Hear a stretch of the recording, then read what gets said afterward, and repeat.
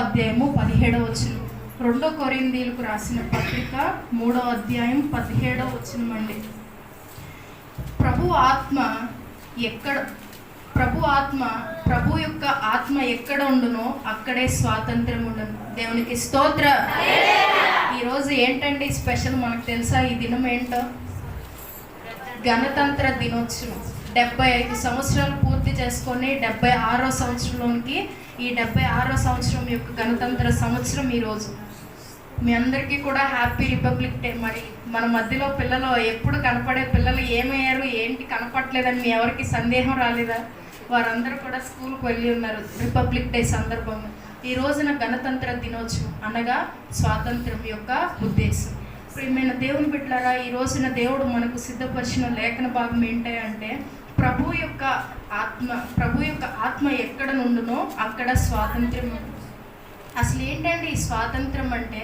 దాని అర్థం ఏంటి అనగా స్వేచ్ఛ. అవునా కాదండి? ఒకప్పుడు నిజంగానే మన భారతదేశం ఎవరి కింద ఉందండి? బానిసలుగా ఉంది, బానిసత్వంతో ఉంది. స్వేచ్ఛ లేక, ఐక్యత లేక, స్వతంత్రం లేక ఎంతో మనం కాదు కానీ మన తాతల చిన్ననాటి సమయాల్లో ఎంతో ఇబ్బందులు పడ్డారు. ఆ యొక్క ఇబ్బందుల నుండి దేవుడు మన భారతదేశానికి ఏమి ఇచ్చాడండి? స్వాతంత్రం ఇచ్చాడు. ఎంతోమంది పితామహుల ద్వారా ఎందరో స్వాతంత్రం ఉద్యమం కోసం పోరాటం చేశారు. కనుకనే మనం ఈ రోజున భారతదేశంలో మనకంటూ సొంత రాజ్యాంగాన్ని, సొంత ఆలోచనలను, సొంత ఆజ్ఞలను జారీ చేసుకునే కృపను దేవుడు మనకి అనుగ్రహించాడు. దేవునికి స్తోత్రం. అలాగే మన దైవికంగా కూడా స్వాతంత్రం అనేది ఉంటుందండి. దైవికంగా కూడా స్వేచ్ఛ అనేది ఉంటుంది. దేవుడు అంటున్నాడు కదా, ప్రభు యొక్క ఆత్మ ఎక్కడ సంచరిస్తుందో, ఎక్కడ నివసిస్తుందో అక్కడ ఏముంటుందంటండి? స్వాతంత్ర్యం ఉంటుందండి. ఈ రోజున నీవు నేను ఆరాధిస్తున్నాం కదా, దేవుడిని ప్రార్థిస్తున్నాం కదా, మనం ఎలాగున్నామండి? స్వతంత్రులుగా ఆరాధించగలుగుతున్నాం, స్వతంత్రంగా ఆయన సన్నిధిలోనికి ప్రవేశపెట్టగలం. మీకు తెలుసా ఈ విషయం? మన పితరులు అయితే మందిరంలోకి వెళ్ళలేదండి. మందిరంలోకి వెళ్ళి వాళ్ళు ప్రార్థన చేయలే. అతి పరిశుద్ధ స్థలంలోనికి ఎవరు వెళ్ళారో తెలుసా? ఒక పరిశుద్ధమైన దైవజనుడు మాత్రమే వెళ్ళి మొరపెట్టేవాడు ప్రజల సమస్యల కోసం. కానీ యేసు ప్రభు వారు ఎప్పుడైతే శిలువపై మరణించారో ఆ అడ్డుగా ఉన్న తెరని ఏం చేశారు? ఆయన 2గా చీల్చేశారు. అప్పుడు ఆయన దగ్గరికి వచ్చి పరోక్షంగా కానీ ప్రత్యక్షంగా కానీ ఆయన దగ్గరికి వచ్చి మనము ప్రార్థన చేసుకునే స్వాతంత్రాన్ని దేవుడు మనకు అనుగ్రహించాడు. దేవుని నామానికి స్తోత్రం. హల్లెలూయా. మన అంశం ఏంటంటే ఎవరు మనకి స్వేచ్ఛ? క్రీస్తే మనకు స్వేచ్ఛ. ఆయనే మనకు స్వేచ్ఛ. ఆయన మన స్వేచ్ఛ ఎందుకు అన్నామయ్య అంటే ఆయన మరణించడమును బట్టే మనకు అడ్డుగా ఉన్న తెర ఏమైపోయిందండి? 2గా చిరిగిపోయింది. లేకపోతే ఈ దినాన నీవు నేను కూడా ప్రార్థనా స్థలాలకు వచ్చి ప్రార్థన చేసుకోవడానికి ఆధిక్యత లేని వారంగా ఉండేవారు. కానీ క్రీస్తు మనకేమిచ్చాడండి? స్వేచ్ఛనిచ్చాడు. మన యొక్క పాత నిబంధన గ్రంథంలో చూసుకున్నట్లయితే ఐగుప్తు దేశంలో బానిసలుగా ఉన్న ఇశ్రాయేలీయుల ప్రజలను ఒకసారి జ్ఞాపకం చేసుకుందాం. మనందరికీ తెలిసిన విషయం అయినప్పటికీ నేను మరొకసారి మీ అందరికీ జ్ఞాపకం చేస్తాను. ఐగుప్తు దేశంలో ఇశ్రాయేలీయుల ప్రజలు ఎంత బానిసత్వాన్ని వారు అనుభవించారండి. ఎన్ని నిద్రలేని రాత్రులు వారు గడిపారు. ఎంతో కష్టపడి ఎంతో ప్రయాసపడుతున్నారు. అయినా కానీ ఆ యొక్క అధికారులు ఇంకా చేయని బానిసలుగా వారిని ఏం చేశారండి? నానా బాధలు పెట్టారు, నానా తెప్పలు పెట్టారు. కానీ ఆ ప్రజలు ఏం చేశారో తెలుసా? ఎన్నో నిద్రలేని రాత్రులు వారు గడుపుతూ ఒకానొక సమయంలో వారి బాధని ఎవరితో మొరపెట్టారండి? దేవునికి మొరపెట్టారు. ఏంటయ్యా మా బాధ? పని చేస్తున్నాం కానీ కడుపు నిండా ఆహారం తినలేకపోతున్నాం, ఈ పని మేము చేయలేకపోతున్నాం, మమ్మల్ని చాలా చిందరవందర చేసేస్తున్నారయ్యా అని ఎవరికి మొరపెట్టారండి? యెహోవా దేవుడికి మొరపెట్టాడు. వారు మొరపెట్టిన మొర దేవుడు దాటిపోయాడా? దాటిపోలే. విన్నాడు, చూశాడు. ఎవరిని పంపించాడండి? తన యొక్క ప్రవక్తను ఆ స్థలానికి పంపించి ఆ ఇశ్రాయేలీల బానిసత్వము ఆ యొక్క చెర నుండి విడిపించడానికి యేసే ఎవరిని ఎన్నుకున్నాడు? ఆయన యొక్క ప్రవక్తని ఎన్నుకొని ఆ స్థలంలోనికి పంపించి వారిని విడుదల పరిచారు. ప్రియమైన దేవుని బిడ్డలారా, దేవుడు వాళ్ళని ఎక్కడి నుంచి ఎక్కడికి తీసుకెళ్లారు? ఐగుప్తి బానిస నుండి పాలు తేనెలు ప్రవహించే కనాను దేశానికి వారిని దేవుడు నడిపించాలని దేవుని యొక్క ఉద్దేశమై ఉన్నది. దేవునికి స్తోత్రం. సరే ప్రియమైన దేవుని బిడ్డలారా, మన దేవుడు మన మొరలు దాటిపోయే దేవుడు కాదు. వారు బాధపడ్డారు, నిజమే. వారు ఎంత కన్నీరు కార్చి ఉంటారు. ఆ కన్నీటిలో దేవుని మొరపెట్టారు. దేవుడు ఏం చేశాడండి? వెంటనే తన యొక్క కుమారుడిని పంపించి, తన యొక్క ప్రవక్తను పంపించి ఆ యొక్క బానిసత్వం నుంచి వారిని విడుదలపరిచాడు. ప్రియమైన దేవుడు బిడ్డలారా, దేవుడు ఈ రోజున మనల్ని అడుగుతున్నాడు కదా, మనం ఏ బానిసత్వంలో ఉన్నాం, మనం ఏ దాస్యంలో ఉన్నాం, మన స్థితిగతులు ఎలా ఉన్నప్పటికీ మన యొక్క ప్రయాస, మన యొక్క పన్నుల భారం నిమిత్తమై ప్రతి ఒక్క దాంట్లో మనము దాస్యత్వం కలిగి ఉంటున్నాం. కానీ దేవుడు అంటున్నాడు కదా, నా ఆత్మ నీలో నివసిస్తే నీకేం కలుగుతుంది? స్వాతంత్ర్యం కలుగుతుంది. ఈ రోజున దేవుడు అంటున్నాడు, నువ్వే విషయంలో దాస్యము కలిగి ఉన్నావు, ఏ విషయంలో బానిసత్వం కలిగి ఉన్నావు, ఇరుకులు ఇబ్బందులా? కాదమ్మా. ప్రియమైన దేవుని బిడ్డలారా, మన యొక్క కన్నీటిలో బాధల్లో దేవుడు మనల్ని త్రోసివేసే దేవుడు కాదు. మనం అనుకుంటాము, అమ్మో ఇంత బాధ వచ్చేసింది, దేవుడికి ప్రార్థన చేస్తే దేవుడు వింటాడా? దేవుడు వింటాడా? లేదమ్మా, దేవుడు ఖచ్చితంగా ఆయన వినే దేవుడు. ఆయన అంటున్నాడు కదా, ఆపత్ కాలమందు నువ్వు నాకు మొరపెట్టు, నేను నీకు ఉత్తరం ఇస్తా. నువ్వు ఎలాంటి సమయంలో ఉన్నా సరే నువ్వు నాకు మొరపెట్టు, నేను నీకు ఉత్తరం ఇస్తా. ఎందుకో తెలుసా? నిన్ను నా స్వరక్తం ఇచ్చి కొనుక్కున్నాను.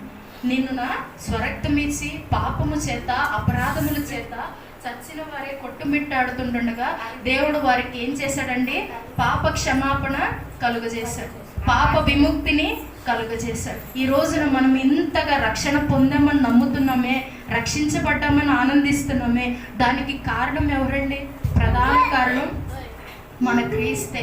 దేవునికి స్తోత్ర, దేవునికి స్తోత్ర, దేవునికి స్తోత్ర. ఈ రోజున మనం రక్షణ పొంది ఉన్నామంటే అదేదో మనం దేవుడిని తెలుసుకున్నామని మన ఊరికినే రాలేదండి రక్షణ. దేవుడు వాక్యం సెలవిస్తుంది కదా, నువ్వు రక్షింపబడి ఉన్నావంటే అది కేవలము దేవుని కృప నిమిత్తమే. దేవునికి స్తోత్ర. దేవుని కృపను బట్టి మనము రక్షణ పొందాం.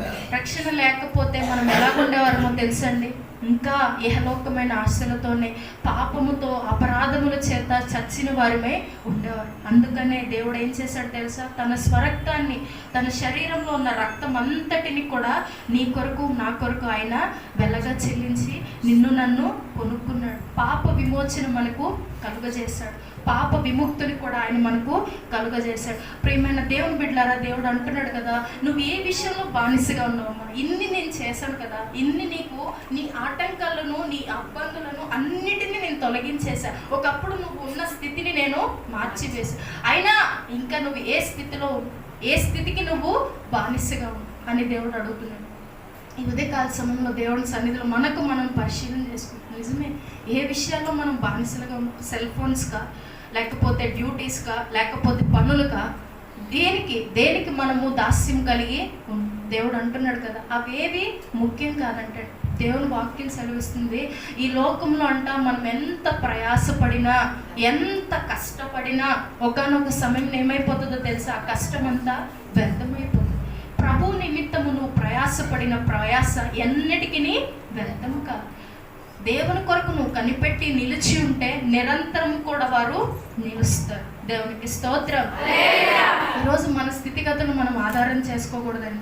ఈరోజు మనం ఒక అధికమైన స్థితిలో మనం ఉండొచ్చు, కానీ ఒక్కొక్క సమయం వస్తుంది ఆ అధిక స్థితి నుండి మనము దిగజార్చబడే సమయం. కానీ స్థితిని బట్టి కాదు, కానీ దేవుడిని ఆరాధించాల్సింది హృదయపూర్వకంగా మనము దేవుడిని ఆరాధించాలి. ఆయన చేశాడు, ఎన్నో కార్యాలు చేశాడు. మీకు తెలుసా ఆ విషయం? మనకు తెలుసా? మన జీవితాల్లో ఎన్ని కార్యాలు చేసాడండి ఆయన. అన్ని కార్యాలు చేసి మనకి రక్షణ భాగ్యాన్ని అందించి, రక్షణలో నడిపించి, ప్రతి ఒక్క నెల ప్రభు యొక్క రొట్టె, ప్రభు యొక్క శరీరాన్ని తీసుకునే కృపను ఆయన ఇచ్చాడు. ఇదంతా ఊరికినే జరిగిపోద్దా? జరిగిపోదు. మన వల్లే అనేక మంది ఉన్నారు. అంతెందుకు, మన బంధువుల్లోనే మన యొక్క స్నేహితులు ఉన్నారు, మన బంధువులు ఉన్నారు, వారు కూడా రక్షణ లేక, ఇంకా తెలుసుకోక వారు ఎలాగున్నారండి? సమాధానం లేక. అన్నీ ఉన్నా కొంతమంది జీవితంలో ఏముండదు? సమాధానం. డబ్బు ఉన్న వారి జీవితంలో ఏముండదు? సంతోషం ఉండదు. కానీ ప్రభు వారు అంటున్నారు కదా, నీ జీవితంలో నీకేది లేకపోయినా, నువ్వు జీరో స్థితిలో ఉన్నా సరే, నేను నీకు సంపూర్ణమైన మనశ్శాంతిని నేను కలుగజేస్తాను. ఈ రోజున మీరు అందరూ సుఖంగా నిద్రపోతున్నారా? నిద్రపోవట్లేదా? నిద్రపోవట్లేదు. ఎందుకనండి? కానీ ప్రభువులో ఏముంది? సంతోషం.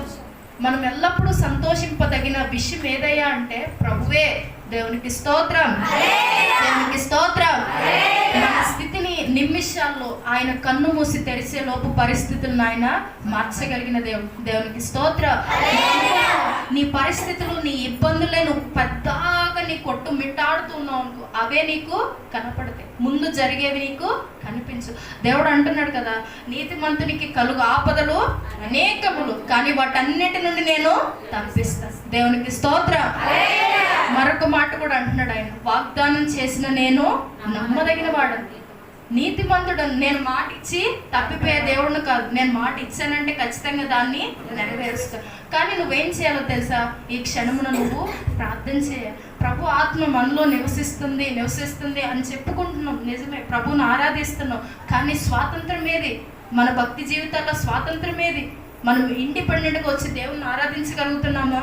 భయంతో వణుకుతో వచ్చి ఆయన్ని సన్నిధిలో ఆయన్ని ప్రార్థన చేయగలుగుతున్నామా? చేయలేకపోతే. ఎందుకో తెలుసా? మనం ఇద్దరు యజమానుల కింద ఏలుబడి చేయబడదు.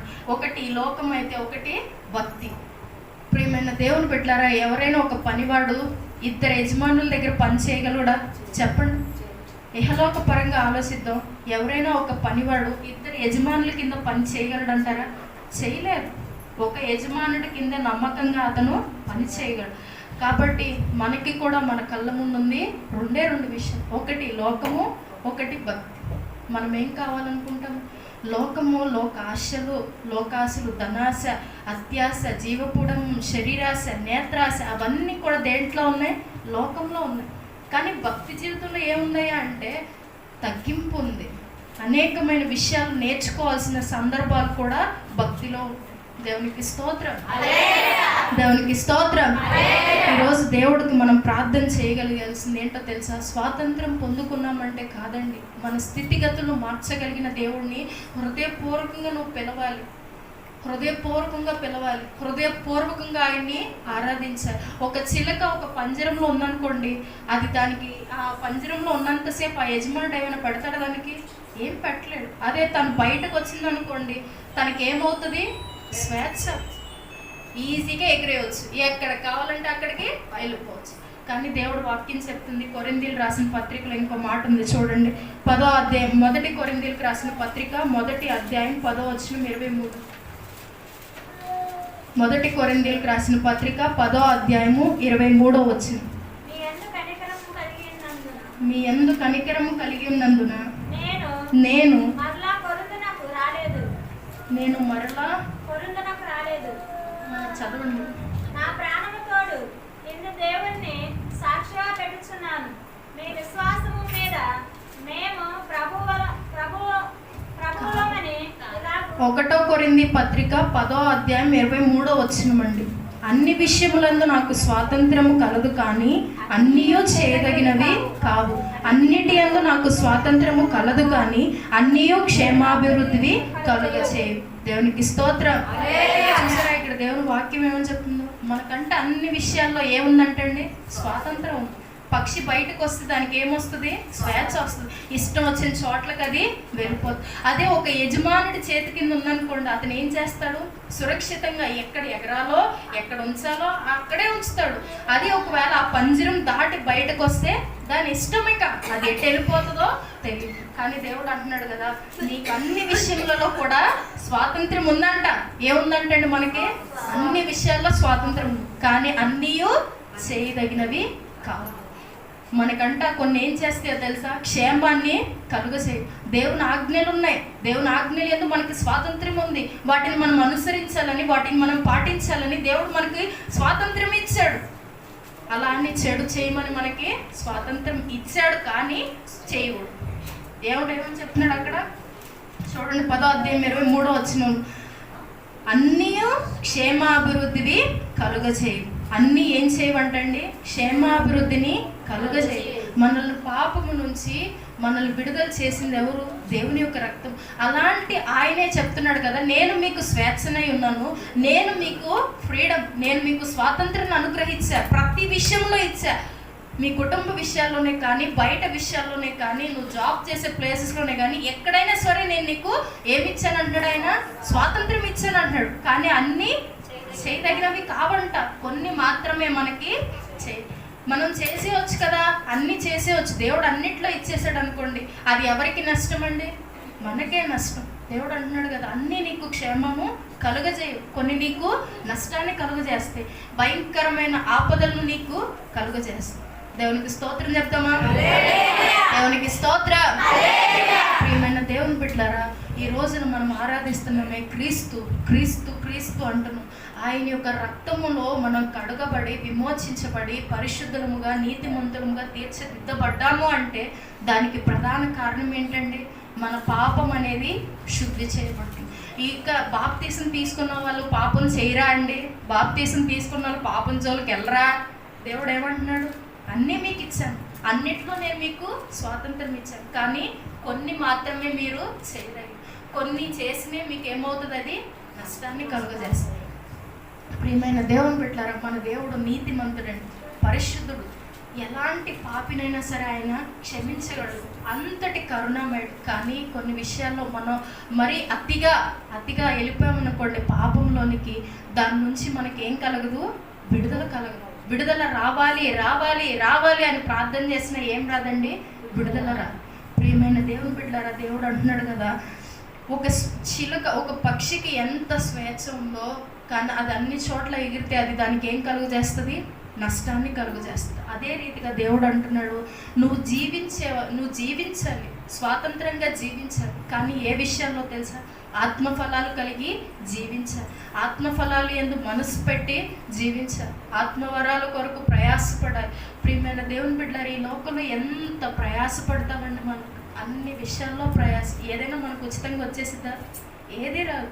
ప్రతి విషయంలో కూడా మనం ప్రయాసపడాలి. ఒక బిడ్డ స్కూల్కి వెళ్ళాడు అనుకోండి, ఊరికి వెళ్ళిపోతాడా? అదే కాన్వెంట్ స్కూల్ అయితే ఎంత ఫీజు కట్టాలి, ఎన్ని బుక్స్ కొనాలి. ఫీజు ఒక ఎత్తు అయితే బుక్స్, స్కూల్ బ్యాగ్స్, షూస్, ఇలా చాలా యాక్సెసరీస్ ఉంటాయి. ఏ చిన్న వ్యక్తిని పోల్చుకొని ఒక ముసలి వాని వరకు కూడా లోకంలో ఏముందండి? ప్రయాసమే ఉంది.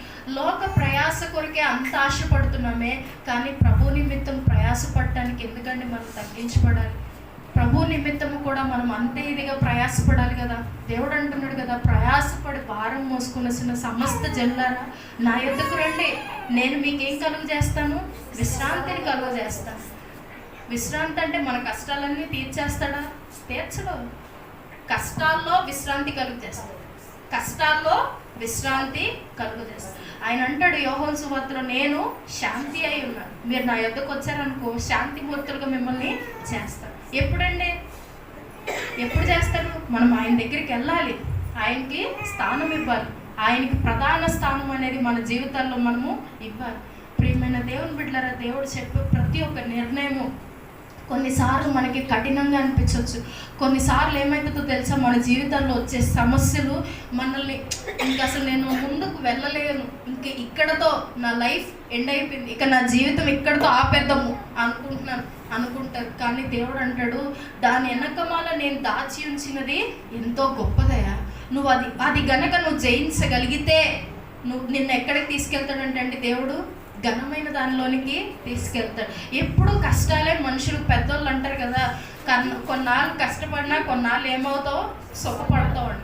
కానీ దేవుడు అంటున్నాడు కదా, నీ కష్టాల్లో కూడా నువ్వు నా దగ్గరకు వస్తే నేను నీకు విశ్రాంతి కలుగు చేస్తాను. ఎప్పుడంటే అండి? కష్టాల్లో కూడా విశ్రాంతి కలుగు. ఎంత బాగుందండి ఈ మాట. కష్టాల్లో విశ్రాంతి ఏంటండి? కష్టాల్లో విశ్రాంతి ఏంటి? కష్టాల్లో శాంతి ఏంటి? ప్రియమైన దేవుని బిడ్డలారా, అదే మన యొక్క దేవునిలో ఉన్న ప్రాముఖ్యత. దేవునికి స్తోత్రం, దేవునికి స్తోత్రం. మొదటి యోహాను సువార్త 1వ అధ్యాయం 7వ వచనం ధ్యానించుకుందామండి ఒకసారి. అయితే ఆయన వెలుగులో ఉన్న ప్రకారము మనమును వెలుగులో నడిచిన ఎడల మనం అన్యోన్య సహవాసము గలవారమై ఉందుము. అప్పుడు ఆయన కుమారుడైన యేసు రక్తము ప్రతి పాపము నుండి మనల్ని పవిత్రులుగా చేస్తుంది.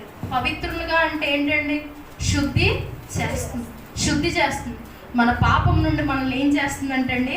శుద్ధి చేస్తుందండి. మన పాపం నుంచి మనకి ఏం కలుగు చేస్తుందంట? విశ్రాంతిని కలుగజేస్తుంది. అలాగే ఇంకో మాట ఉంటుంది 1వ యోహానులోనే 2వ అధ్యాయము 27వ వచనం.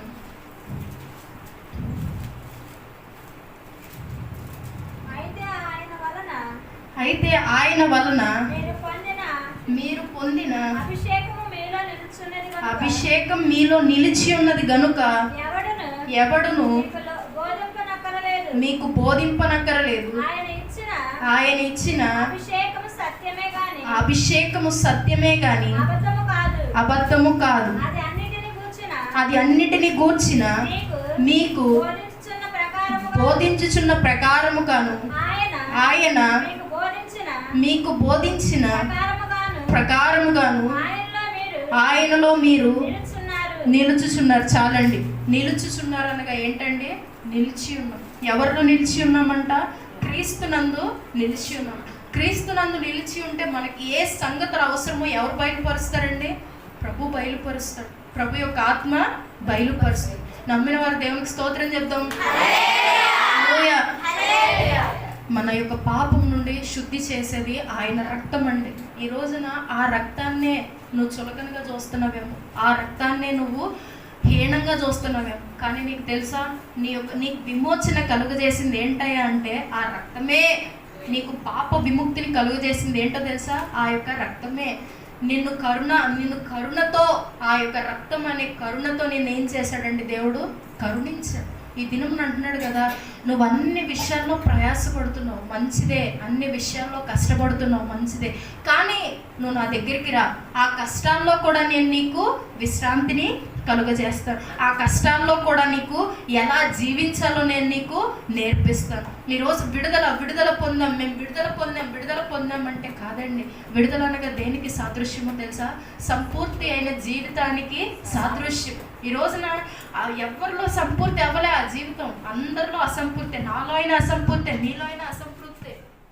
ఎవరిలో కూడా అది సమృద్ధిగా చేయబడలేదండి. దేవుడు అంటున్నాడు కదా, మీరు నా యొద్దకు వచ్చినప్పుడు నా ఆత్మ ద్వారా నేను మిమ్మల్ని హెచ్చరిస్తాను. నువ్వు ఏది మంచి మార్గమో, ఏది చెడు మార్గమో, నువ్వు ఎటువైపు నడవాలో, ఎటువైపు నడవకూడదు, నీ పరిస్థితి నువ్వు ఎలా చక్కబెట్టుకోవాలో ప్రతిదీ కూడా నేను నీకు చెప్తాను.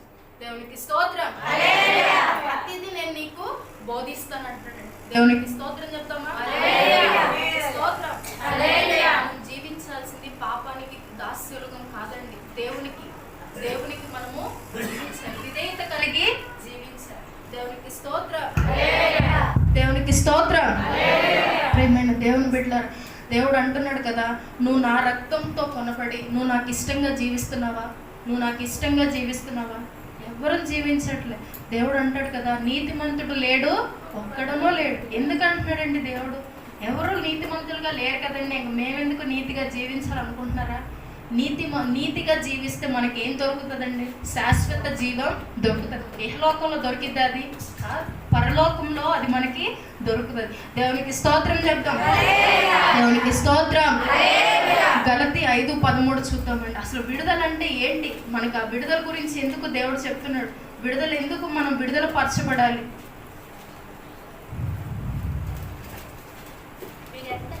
సహోదరులారా, మీరు స్వతంత్రులుగా ఉండుటకు పిలువబడితిరి. అయితే ఒక మాట, ఆ స్వాతంత్రమును శరీర క్రియలకు హేతువు చేసుకొనక ప్రేమ కలిగిన వారే ఒకరినొకడు దాసులై యుండుడి.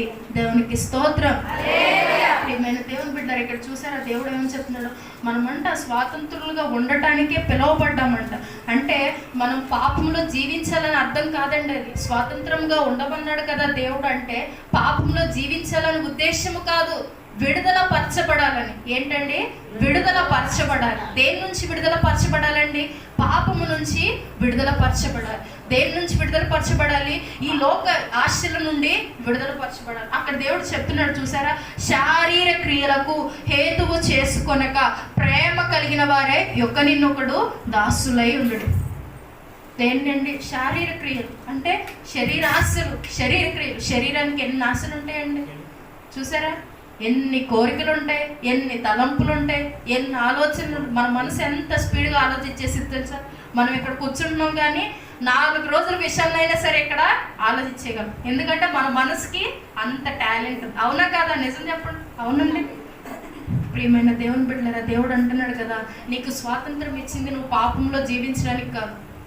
స్వాతంత్రం నేను నీకు అనుగ్రహించింది పాపం నుండి జయించడానికి, పాపం నుండి నువ్వు విడుదల పరచబడటానికి. ఆ విడుదల ఎప్పుడయ్యా నీకు వస్తుందయ్యా అంటే పాపాన్ని జయించినప్పుడు. పాపం మన చుట్టూనే ఉంటుందండి.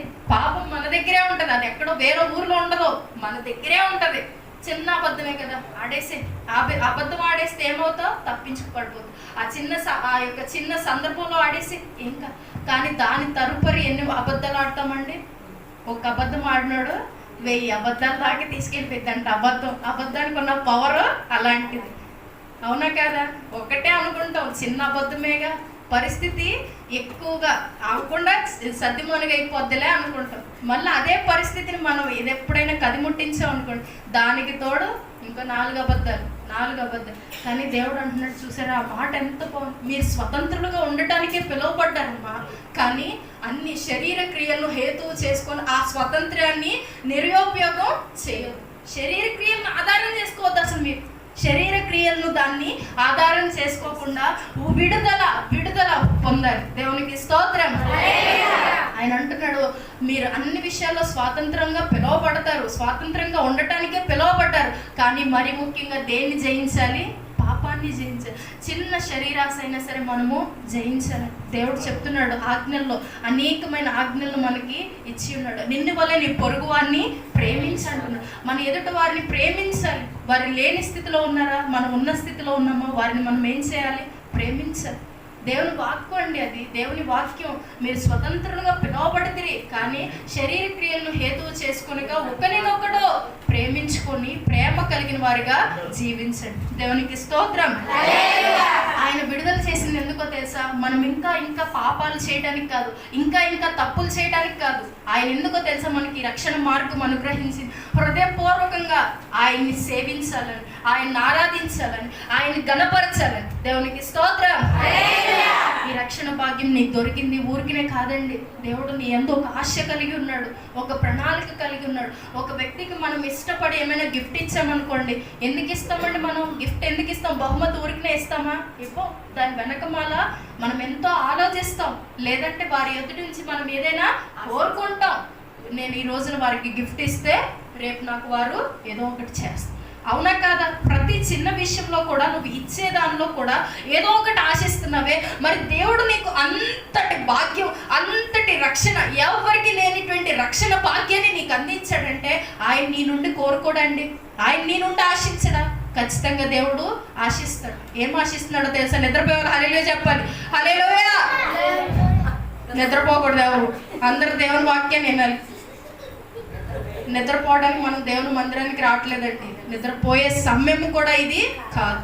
దేవుని వాక్యం వినే సమయం. కొద్ది నిమిషాలు దేవుని వాక్యాన్ని నేను ముగిచ్చేస్తాను. ఎవరు నిద్రపోవద్దు. ప్రియమైన దేవుని బిడ్డలారా, దేవుడు మనకి రక్షణ ఇచ్చింది ఎందుకో తెలుసా? మనం హృదయపూర్వకంగా ఆయన్ని సేవించాలి. నిజమే, అన్ని విషయాల్లో ఆయన మనము స్తుతించాలి. ఆయన నమ్మదగిన వాడండి, ఆయన నమ్మదగిన వాడు. ఈ రోజు నువ్వు బంధువులు నమ్ముతున్నావా? ఒకనొక సమయంలో వారిని ఏం చేస్తారు తెలుసా? విడిచిపెట్టేస్తారు. నీ స్నేహితుల్ని నమ్ముతున్నావా? వారు ఏం చేస్తారు తెలుసా? నీకు భయంకరమైన క్లిష్ట పరిస్థితి వచ్చిందనుకో, అందరూ వెళ్ళిపోతారు. ఎవరు రారు నీ ఇంటికి, ఎవరు రారు నీ దగ్గరికి. కానీ దేవుడు ఏమంటున్నాడు తెలుసా? నిన్ను అనాథగా నేను విడవను. నేను నీ యొద్దకు వస్తా. నువ్వు ఒంటరిగా ఉన్నావా? నేను వస్తా. నీ బాధలో నీకు ఎలా ఉంటా? బంధువులాగా ఉంటా. నీ కష్టాల్లో నీకు ఎలాగుంటా?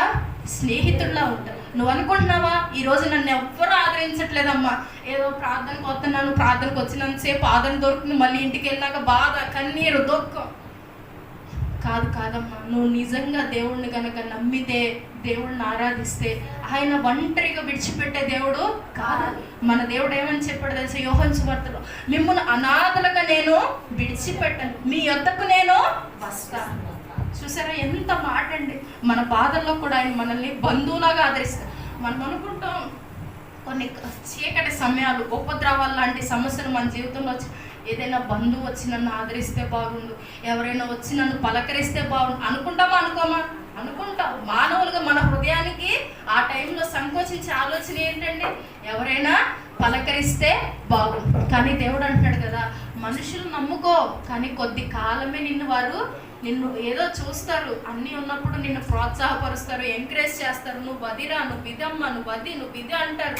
అదే అన్నీ పోయిన సమయంలో ఎవరు కూడా రారు. కానీ ప్రభువారు అంటున్నారు కదా, నేను నీకు స్వేచ్ఛనిచ్చానంటే, నువ్వు నన్ను సొంత రక్షకునిగా అంగీకరించావంటే నిన్ను చివరి సమయంలో కూడా నేను నిన్ను రక్షిస్తా. చివరి అంచులో ఉన్నా సరే నేను నిన్ను పట్టుకుంటా. ఎప్పుడో తెలుసా? నువ్వు నాకు హృదయపూర్వకంగా నువ్వు నన్ను ఆరాధించాలి. దేవుడు అంటాడు కదా, 100 గంటలు ప్రార్థన చేసి ప్రభా అని బైబిల్లో ఉన్న వాక్యాలన్నీ ప్రార్థనలో పెట్టేసి నువ్వు ఎంత ప్రార్థన చేసావన్న దేవుడు చూడండి. హృదయపూర్వకంగా ఒక్క మాట నువ్వు గనక పలికితే, అయ్యా నేను లేగలేకపోతున్నానయ్యా, మంచం మీద నాకు ఈ స్థితి నుంచి విడుదల పరిచేయాలి. ఒక్క మాట నువ్వు మంచం మీద ఉండి మూలుగుతూ మాట్లాడినా సరే నా దేవుడు ఆ ప్రార్థన ఆలకించేవాడు. దేవునికి స్తోత్రం. విడిచిపెట్టడండి, ఆయన దాటిపోడు. ఆయన ఎందుకో తెలుసా మనకి స్వాతంత్రం అనుగ్రహించింది. మనం బానిసలుగా ఉండటానికి కాదు, పాపానికి బానిసలుగా ఉండటానికి కాదు, మనం జయించాల్సినవి జయించాలి. మన చుట్టూనే లోకం తిరుగుతుంది, కానీ లోకం మనలోకి రాకూడదు. నిజమే, మనం బయటికి వెళ్తే మన చుట్టూ అనేకమైన ఫ్రెండ్స్ ఉంటారు, అనేక మంది ఉంటారు. వారందరూ మళ్ళా దేవుడు నమ్ముకున్న వాళ్ళు ఉంటారా? ఉండరు. కొంతమంది దేవుడు నమ్ముకున్న వాళ్ళు ఉంటారు, కొంతమంది దేవుడు అంటే తెలియని వారు ఉంటారు, కొంతమంది దేవుడిని దూషించేవారు ఉంటారు. ప్రియమైన దేవుని బిడ్డలారా, అలాంటి వారి మధ్యలో మనం బ్రతుకుతున్న దేవుడు అంటున్నాడు కదా, నీ నీతిని నీ యథార్థతను నువ్వు పోగొట్టుకోమాక. ఏమంటున్నాడండి? నీతిని యథార్థతను పోగొట్టుకోమాక. నువ్వు ఎలాంటి వారి మధ్యలో నువ్వు తిరిగినా, నువ్వు ఏ భక్తిలో ఏ విషయాలు అయితే నేర్చుకున్నావో వాటిని బట్టే నువ్వు జీవించాలి. దేవునికి స్తోత్రం. ప్రియమైన దేవుని బిడ్డలారా, మనం ప్రార్థిస్తున్నాము, ఆరాధిస్తున్నాము. మన దేవుడు విడిచిపెట్టేవాడు కాదండి. ఆయన విడుదలని ఇచ్చాడు, పాపం నుంచి విముక్తి కలుగజేశాడు. ఈ రోజున రక్షణ ఆనందాన్ని మనకి కలుగజేశాడు. అదే స్వాతంత్రం, నిజమైన ఆనందం. ఈ రోజున ఎందుకో తెలుసా, అందరూ గణతంత్ర దినోత్సవం చేసుకుంటారు. ఒకనొక సమయంలో భారతదేశంలో రాజ్యాంగం లేదు, ఏదో బ్రిటిష్ వాళ్ళు పెట్టిన ఆజ్ఞలను మనం పాటించాలి, అదే మన రూలు. కానీ ఎప్పుడైతే మనకు స్వతహాగా అంబేద్కర్ గారు రాజ్యాంగం రాసి అప్పగించారో ఆ దినం ఏమంటున్నారు? గణతంత్ర దినోత్సవం అని దానికి ఒక పేరు పెట్టి ప్రతి ఏటా ఈ యొక్క దినాన్ని స్కూల్స్లో, కాలేజెస్లో, పెద్ద పెద్ద ఆఫీసెస్లో కూడా దీన్ని ఏం చేసుకుంటారండి? సెలబ్రేట్ చేసుకుంటారు. ఎందుకో తెలుసా? వారికి అక్కడ రాజ్యాంగం వచ్చింది, వారి ఆజ్ఞలు, మన ఆజ్ఞలు మనమే పాటించవచ్చు. కానీ దేవునికి స్తోత్రం చెప్తాను. అలాగే దేవుని వాక్కు కూడా చెప్తుందండి, మీరు స్వతంత్రంగా ఉండటానికే నేను పిలుచుకున్నానమ్మా. మీరు ఏదో భయపడుతూ అమ్మో అంటాకి నేను పిలవలే. మీరు స్వతంత్రంగా నన్ను వచ్చి నాన్న యేసయ్యా అని పిలవటానికి నేను మిమ్మల్ని ఏర్పాటు చేసుకున్నాను. మీకు ఈ విడుదల కలుగజేశాను కదా, మీరు ఎన్ని తప్పులు చేసినా సరే క్షమించుకుంటూ నా బిడ్డే కదా, నా కుమార్తె కదా, నా బిడ్డే కదా, తెలుసుకుంటుంది కదా అని అన్నిటినీ ఓర్చుకుంటూ వస్తుంది. ఎందుకో తెలుసా? నువ్వు నన్ను ఆరాధిస్తావని, నువ్వు నన్ను హృదయపూర్వకంగా సేవిస్తావు. నిజమేనండి, ఈ రోజున ప్రార్థనలు చేస్తున్నాం. అనేక మంది జవాబులు లేని వారిగా ఉంటున్నారు. ప్రార్థన చేస్తున్నారు కానీ ప్రార్థన నుంచి వచ్చే ఫలితాన్ని వారు పొందుకోలేకపోతారు. దానికి కారణం ఏంటో తెలుసా? వారిలో దేవుడికి స్థానం ఇవ్వట్లేవారు. దేవుడు అంటున్నాడు కదా, సమయం ఆలస్యమైన నువ్వు కలత చెందకు, దిగులు చెందకు, నీకు ఏ సమయంలో ఏది చేయాలో నాకు తెలుసు. ఒక తండ్రి ఒక కుమార్తెకి ఎప్పుడైనా అన్యాయం చేస్తాడని చేయడు. తన కుమార్తెకి ఏది కావాలో, తన కుమారుడికి ఏది కావాలో వాటి సమయాల్లో ఆయన ఒకప్పుడు కాకపోయినా ఒకనొక సమయంలో అయినా ఇస్తాడు. ఒకసారి అడుగుతుంది ఆ కూతురు, డబ్బులు లేవనుకోండి, ఆ టైంలో వెంటనే తీసుకొచ్చి ఇవ్వడు కదా. మళ్ళీ ఆయన పనికెళ్ళి కష్టపడి ఆ వచ్చిన జీతం తీసుకొచ్చి, అయ్యో నా కూతురి పలానాది అడిగింది, నా కుమార్తె నా కొడుకుది అడిగాడు, ఏదో ఒక రకంగా తండ్రి చేస్తున్నాడు కదా. ఇహలోక తండ్రే వారి బిడ్డలను అంత ప్రేమిస్తే పరమందున మన తండ్రి మనల్ని ఎంత ప్రేమించాలండి, ఎంత ప్రేమిస్తున్నాడో తెలుసా ఆయన. నువ్వు అనుకుంటున్నావే నేను కార్చే కన్నీరు ఎవరు చూడట్లేదు, కానీ నిజమైన బిడ్డలారా దేవుడు చెప్తున్నాడు కదా, నువ్వు కార్చే ప్రతి కన్నీటి పొట్టుని నేను నా బుడ్డిలో దాచుకున్నాను. నువ్వు చూడట్లేదు అనుకుంటున్నావు, నువ్వు ఏడ్చే ప్రతి సమయం, నువ్వు మనసులో దుఃఖపడే ప్రతి సమయంలో కూడా నేను నిన్ను చూస్తున్నాను. నువ్వు చెడు మార్గాల్లో నడుస్తున్నప్పుడు అమ్మా వద్దమ్మా అని నేను నా హెచ్చరికలు నీకు అనేక రకాలుగా అందిస్తున్నాను. కానీ నువ్వేం చేస్తున్నావు? వాటన్నిటినీ నిర్లక్ష్య పెట్టేస్తావు. దేవుడు అంటున్నాడు కదా, అయినా సరే క్షమిస్తున్నా. ఎవరైనా ఒక పిల్లడు బాగా ఇసుకిచ్చాడు అనుకోండి, బాగా ఓర్పు ఉన్న వాళ్ళైతే చూస్తారు. ఒక 2 రోజులు చూస్తారు, 3వ రోజు కూడా అదే ఇసుకిచ్చాడు అనుకోండి, ఏం చేస్తాడండి? ఒక దెబ్బ వేస్తాడా లేదమ్మా మేము శాంతిపుత్రం, మా పిల్లల్ని అసలు కొట్టలే, మేము అలాగే పెంచుకున్నాం అంటారా? లేదండి. ప్రతి ఒక్కరూ మన తల్లిదండ్రులైనా మన బిడ్డల మీద ఒకానొక సమయం మన ఓర్పు క్షీణించిపోయి ఏం చేస్తాం? కొడతాం. అలాగే దేవుడు కూడా చూస్తాడు. ఆయన ఎంత కరుణామయుడైనా, ఎంత శాంతిమయుడైనా ప్రేమిస్తాడు. ఆయన ప్రేమ నిజంగా కొదువలేనిది. కానీ ఆ ప్రేమనే మనం హేళనగా చేసుకొని, ఆ ప్రేమనే ఆధారం చేసుకొని తప్పు మీద తప్పు, తప్పు మీద తప్పు, అబద్ధం మీద అబద్ధం ఇలాగా వెళ్ళిపోయామనుకోండి, దేవుడు ఏం చేస్తాడు? చూస్తాడు చూస్తాడు చూస్తాడు చూస్తాడు, పెళ్ళున ఒకటి పీకుతాడు. అవునా కదా? పీకుతాడు ఖచ్చితంగా. మన దేవుడు అన్నిట్లో శాంతిమయుడే అని లేదండి. ఆయన కోపం వస్తే కోపం కూడా చూపిస్తాడని బైబిల్ వాక్యాలు ఉన్నాయి. తెలుసా మీకు ఈ విషయం? ఏముందిలే అమ్మ, మందిరానికి ఎంత లేట్గా వచ్చినా ఎవరు ఏమనరు, అయ్యగారు ఏమన్నా అమ్మగారు ఏమన్నారు. కానీ ఎవరంటారు తెలుసా? దేవుడు హాజరేసుకుంటాడు. పలానా వ్యక్తి ఈ సమయానికి వచ్చింది, పలానా వ్యక్తి ఈ సమయానికి వచ్చింది. తెలుసా? నువ్వు అన్ని విషయాల్లో దేవుడు ఏమంటాడు తెలుసా? నమ్మకంగా ఉండు, నమ్మకంగా ఉండు. నువ్వు నన్ను ఆరాధించే విషయాల్లో నమ్మకంగా ఉండు. నేను నీకు స్వేచ్ఛనిచ్చాను కదా, స్వేచ్ఛనిచ్చిన దాన్ని నువ్వు నిరుపయోగం చేసుకోవద్దు. అవసరమైన విషయాల్లో నువ్వు ఆ స్వేచ్ఛగా జీవించి, స్వేచ్ఛగా నా యొద్దకురా, స్వేచ్ఛగా నన్ను సేవించు, హృదయపూర్వకంగా నన్ను సేవించు. నీకు విడుదల అనేది నేను కలుగజేసింది దాని నిమిత్తమే. ఎందుకో తెలుసా? మనకు తెలియదు. మనము అపరాధాల చేత ఎన్నోసార్లు ఇబ్బందులు పడుతున్నప్పుడు అనుకుంటాం, ఎందుకో, ఏం వెంటాడుతుందో నన్ను, ఏ పాపం వెంటాడుతుందో నన్ను అనుకుంటాం. కానీ దేవుడు ఏమంటుంది తెలుసు? వాటన్నిటి నుంచి నేను నీకు విడుదల కలుగు చేసేసాను. ఏం కలుగు చేసేసాడంటే విడుదల కలుగు చేశాడు. దేవునికి స్తోత్రం చెప్తామా? రోమపత్రికలో 6వ అధ్యాయం 15 నుంచి 23 వచనాలండి. చదవను, కానీ వాటి గురించి క్లుప్తంగా వివరణ ఇచ్చి నేను నా వాక్యాన్ని ముగిస్తాను.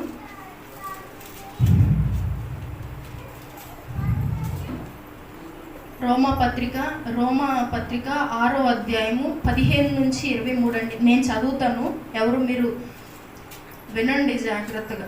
లోబడుటకు దేనికి మీరు దాసులుగా అప్పగించరో అది చావు నిమిత్తముగా పాపమునికే కానీ, నీతి నిమిత్తముగా విధేయతకే కానీ దేనికి మీరు లోబడతారో దానికే దాసులగుదరు. చూసారండి ఆ మాట.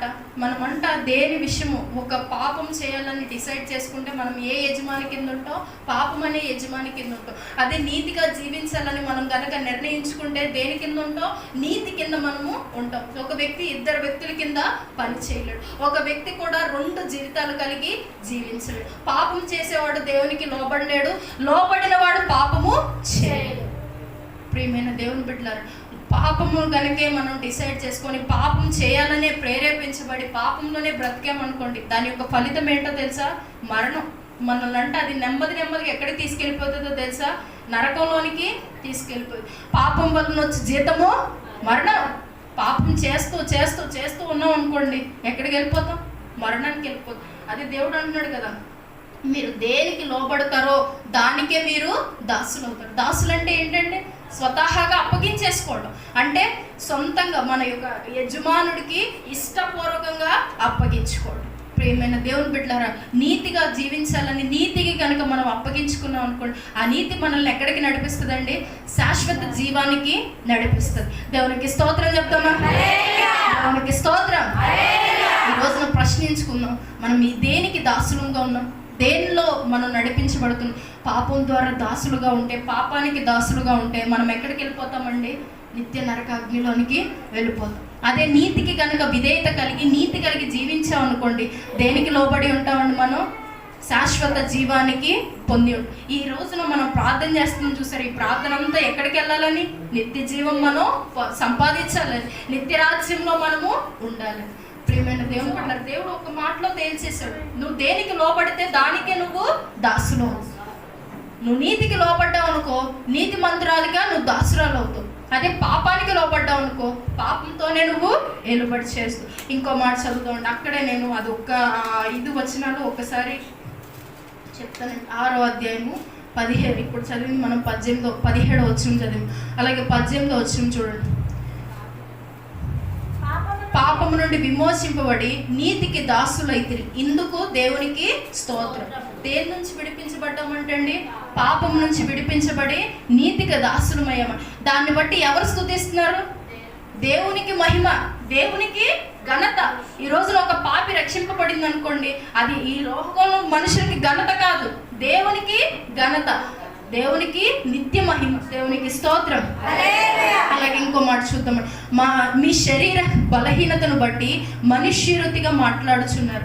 ఏమనగా అక్రమము చేయుటకును అపవిత్రతకును అక్రమమునకు మీ అవయములను దాసులుగా ఎలాగ అప్పగించుతారో అలాగే పరిశుద్ధాత్మ కలుగుటగా ఇప్పుడు మీ అవయవములను నీతికి దాసులుగా అప్పగించుడు. మీరు పాపులకు దాసులై ఉన్నప్పుడు నీతి విషయమై నిర్బంధం లేని వారై ఉంటారు. అప్పుడు క్రియల వలన మీకేమి ఫలము కలుగును దాని గురించి సిగ్గుపడుచున్నారు. చూసారండి, దాని అంతా మరణమేనంట. ఇంత చదివాం కదా, దీని ఉన్న సమ్మరీ ఏంటో తెలుసా, సారాంశం ఏంటో తెలుసా? నువ్వు దేనికి లోపడతావో అదే నిన్ను నడిపిస్తుంది, అదే నీ టర్నింగ్ పాయింట్. 10th క్లాస్ చదివే బిడ్డకు అంటాం కదా, నువ్వు ఇంటర్లో వెళ్తే ఇంటర్లో ఏ స్టెప్ తీసుకుంటే అదే నీ టర్నింగ్ పాయింట్ రా, నీకు మంచి లైఫ్ అక్కడే స్టార్ట్ అవుతుంది అంటాం. అవునా కదా? దేవుడు అంటున్నాడు కదా, నువ్వు అప్పగించుకుంటే అదే నిన్ను చివరి వరకు నడిపిస్తుంది. దేవునికి స్తోత్రం. ఇద్దరు యజమానుల కింద ఉండి మనము నీతి న్యాయంగా బ్రతకలేం. ఒక యజమానుడి కింద ఉంటేనే మనం బ్రతకగలం, నీతిగాను న్యాయంగా. ఈరోజున ఆలోచిద్దాం, పాపము కింద ఉన్నామా లేకపోతే నీతికి దాసులముగా ఉన్నాం? మిమ్మల్ని మీరు పరీక్షించుకోండి. ప్రియమైన దేవుని బిడ్డారా, దేవుడు అంటున్నాడు కదా, పాపము జోలుకు వెళ్ళనోడు నీతిమంతుడుగా ఉంటాడు. నీతిమంతుడుగా ఉండిన వాడు ఏం చేయడండి? పాపం చేస్తూ ఉండి నేను నీతిగా ఉంటానంటే జరగదు, అది అసంభవం. ఒకటే తెలుసుకోవాలి, ఏదైనా సరే నీత పాపము నేను రెండు బ్యాలెన్స్ చేస్తానండి, నాకు అన్ని బాగా సమానంగా చేయటం వచ్చు అంటే కుదరదండి. దేవుడు వాక్యం చెప్తుంది కదా, నువ్వు రెండిట్లో వెళ్ళినా సరే ఎక్కడికి వెళ్ళిపోతాను? చివరికి మరణానికి దగ్గరికి వెళ్తాం. అవునండి, ఆ మాటల్లో ఉన్న అర్థము అదే. ఇద్దరు యజమానుల కింద మనము ఉండలేం. పవిత్రత కావాలి, జీవం కావాలంటే ఏకైక మార్గం నీతికి దాసులుగా ఉండాలి. మరణమే కావాలంటే నేను నరకానికే వెళ్తానంటే పాపానికి దాసులుగా ఉంటాను. ఆలోచించండి, ఈరోజు మనం ఏ విషయాల్లో దాసులమై ఉన్నాము, ఏ విషయాల్లో యథార్థత కలిగి ఉన్నామో ప్రభు సన్నిధిలో కనిపెట్టుకుందామా? ప్రభు సన్నిధిలో అడుగుదాం, ఏ విషయంలో నేను ఉన్నానయ్యా? మనకు తెలుస్తుంది కదా మన స్థితి. వేరే వాళ్ళు వచ్చి మన గురించి సాక్ష్యం ఇవ్వక్కర్లే, మన అంతరంగము ఎలాంటి స్థితిలో ఉందో మనకి తెలుసు. దేవునికి స్తోత్రం. హల్లెలూయా. అదే నిజమైన స్వాతంత్ర మార్గం అండి. మనం ఎంచుకోవడమే స్వాతంత్రమా మార్గం. దేవుడు అంటున్నాడు కదా, స్వాతంత్ర మార్గం అంటే ఇదే. ఏది? పాపమా నీత. నువ్వు దేని కింద ఉంటే నీకు అదే స్వాతంత్ర మార్గం. దేవుడు అంటున్నాడు, అన్నిట్లో నీకు స్వాతంత్రం ఉంది, కానీ అన్ని నీకు క్షేమాభివృద్ధి కాదు. మన ముందు పాపం ఉంది, మన ముందు నీతి ఉంది. నీతికి పాపానికి రెండింటిగా మనం స్వతహాగా దాసులు అవుతామండి? అవ్వం. నీతికి అవ్వాలి లేదా పాపానికి అయితే డైరెక్ట్గా ఎక్కడికి వెళ్ళిపోతాం? మరణానికి వెళ్ళిపోతాం. అదే నీతికి విధేయులు అయ్యామనుకోండి, శాశ్వత జీవంలో యుగయుగాలు తరతరాలు ప్రభుని స్తుతించే గుంపులో ఉందముగాక. ఆశ ఉందా మీకు? దేవుని సన్నిధికి వెళ్ళాలి. అదే నిజమైన స్వాతంత్ర మార్గం. ఎంచుకోవడంలోనే ఉంది. ఏంటండి? ఎంచుకోవడం. దేవుడు అంటాడు ద్వితీయోపదేశకాండంలో, ఆశీర్వాదం నీ ముందే పెట్టా, శాపం నీ ముందే పెట్టా, నువ్వేది కోరుకుంటే అదే జరుగుతుంది. అలాగే దేవుడు స్వాతంత్ర మార్గం కూడా మన ముందే పెట్టాడు. పాపమా నీత. దేవునికి స్తోత్రం. దేవునికి స్తోత్రం. కనుక ప్రియమైన దేవుని బిడ్డలారా, ఈ రోజున క్రీస్తు మనకు స్వేచ్ఛ ఉన్నాడు కనుక ఆయనకి ఇష్టమైన స్వాతంత్ర్య మార్గం అనగా మనలో జీవితాన్ని దేనికి దాసులుగా మనం నిలబెట్టుకోవాలో, దేనికి దాసులుగా మనం నడవాలో ఎంచుకోవడమే. దేవునికి స్తోత్రం. పాపం చేస్తూ ఉంటే నీతి న్యాయాన్ని మనము అనుసరించలేదు. పాపం ఏం చేస్తుందంటే, ఒక చిన్న తప్పే కదా అని మనల్ని ఎక్కడికి తీసుకెళ్ళిపోద్ది? ఎక్కడో అగాధంలోనికి తీసుకెళ్ళి. అదే నీతిగా నువ్వు ఒక నీతి క్రియను నువ్వు జరిగించావు అనుకో, ఆ నీతి క్రియ నిన్ను ఏం చేస్తుందో తెలుసా? నెమ్మదిగా నిన్ను దేవునికి ఇష్టరాలుగా చేస్తుంది. దేవునికి స్తోత్రం. దేవునికి స్తోత్రం. మనం కనుక నీతిగా జీవించుతూ ఆయనలో మనము నాటివేయబడాలి. ఆయన రూపాంతరము మనము చేద్దాం. ఆయన వలె మనము రూపాంతరము పొందుదుముగాక. దేవునికి స్తోత్రాలండి. నా మాటలు ముగిస్తున్నాను. అందరు కళ్ళు మూసుకున్నట్లయితే చిన్న ప్రార్థన చేసుకుందాం.